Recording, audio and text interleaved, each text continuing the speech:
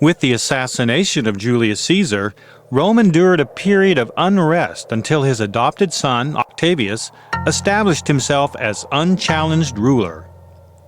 Known by various names in his lifetime, the heir to Julius Caesar eventually became known as Augustus, the Exalted, in 27 BC when the Senate granted him that title and the legal authority to dominate the religious, civil, and military affairs of the state. In essence, he became the first recognized emperor of Rome.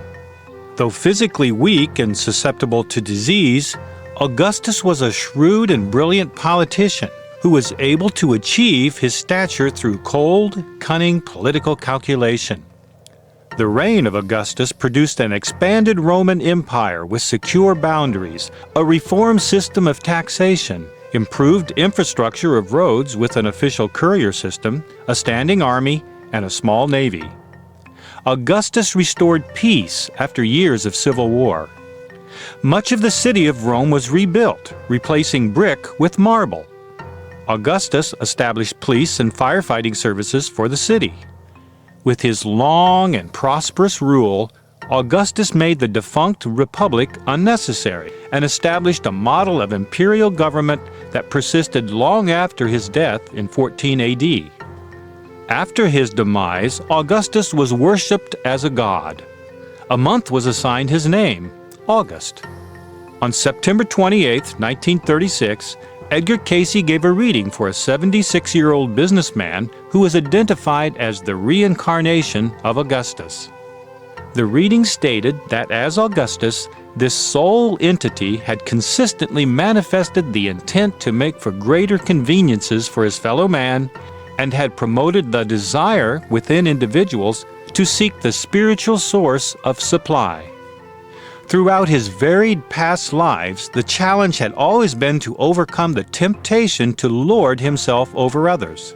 Cayce reminded him that his innate selfish motives would be judged according to how he treated others.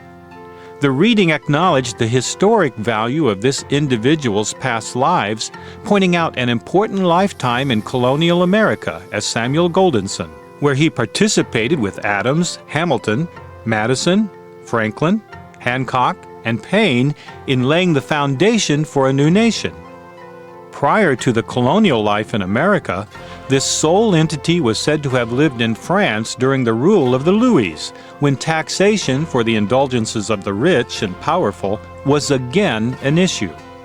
As Simon Daudet, he raised his voice against unfair taxation and persecutions of the common people. With regard to the past life as Emperor of Rome, Cayce acknowledged the great expansions in land and power achieved by Augustus in building the Roman Empire, but noted there was a selfish gratifying of ego in the ruler's motivation. In addition to Augustus, Cayce gave readings for several individuals who were linked to this period in Roman history.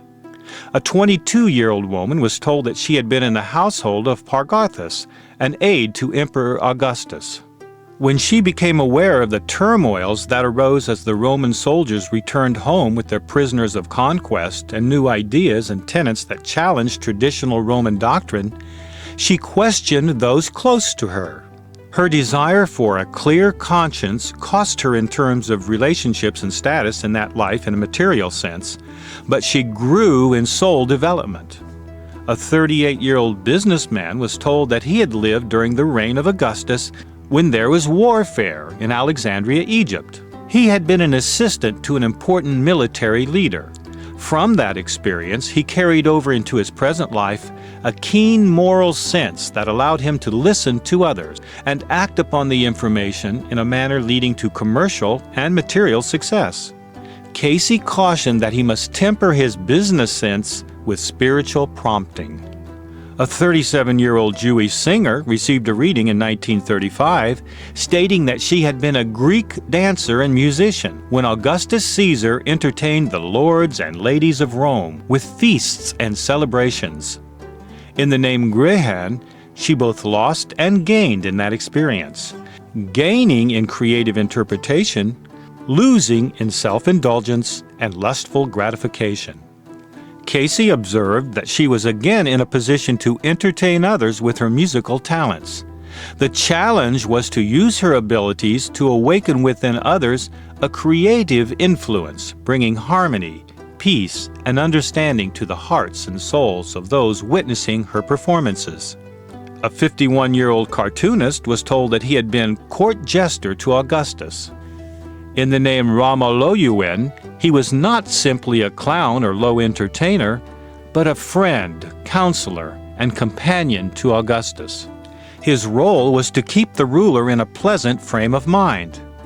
He used the opportunity to tell stories of peculiar situations in foreign lands in a colorful and entertaining manner, yet always conveying a point. This experience established abilities that he drew upon in his present life as a cartoonist. Interestingly, this same individual was told that after his incarnation in Rome, he had a past life as Hans Christian Andersen, the famous writer of children's stories.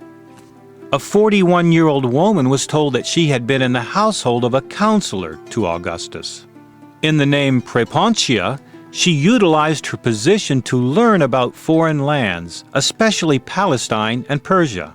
From that experience, she carried over into her present life an interest and understanding in astrology, numerology, and the mysteries of nature.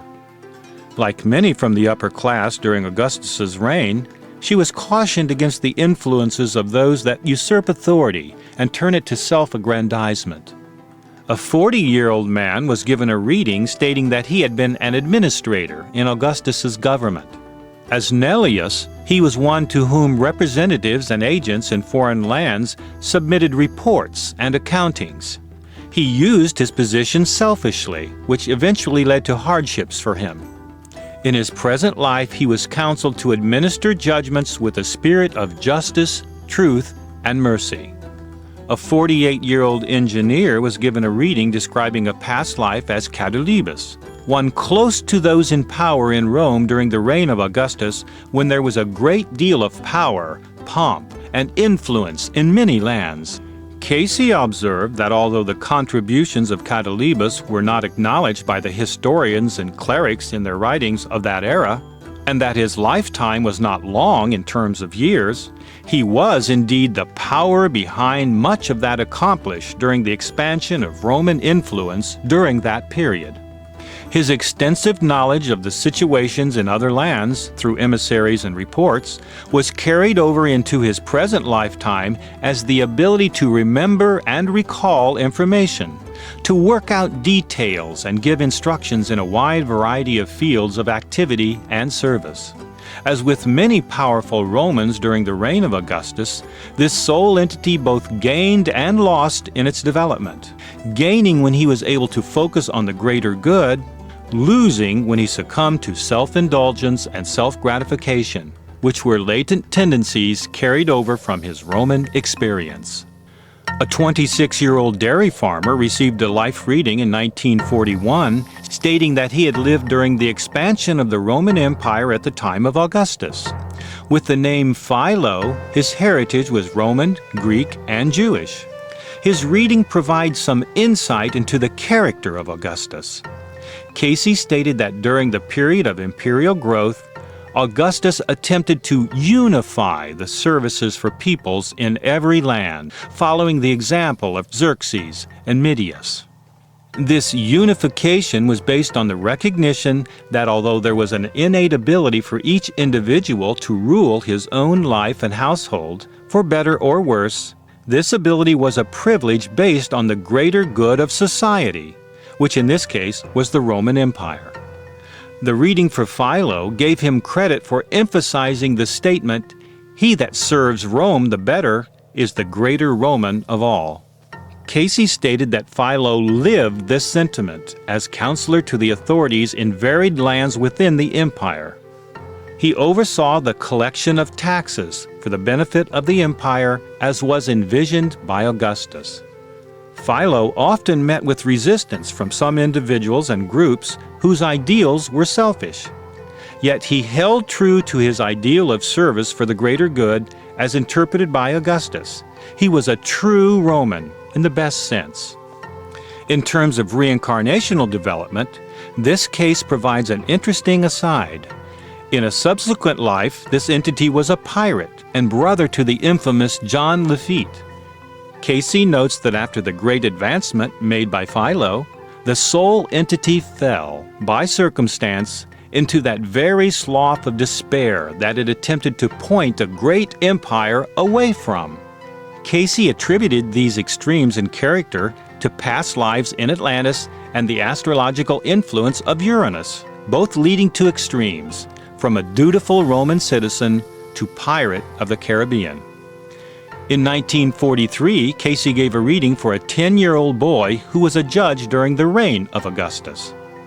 In the name Perlices, he often traveled to carry out Roman justice. Casey observed that as he matured in that experience, he was less inclined to rule on the letter of the law and more in sympathy with the spirit of the law. In his present life, he had a particular interest in the history and customs of peoples of North Africa, Palestine, Syria, and Turkey.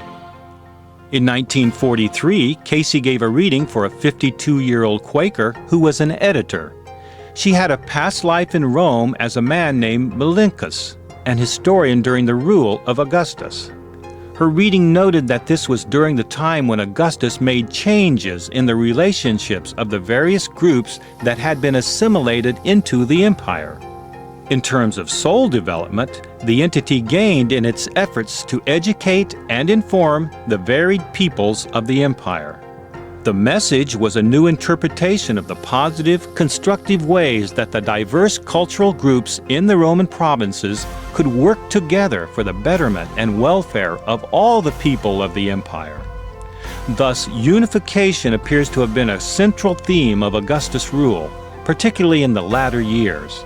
For this individual, the carryover into her 20th century life was a keen interest in history and the ability to be a statistician, historian, interpreter of records, and the application of such information for the betterment of others.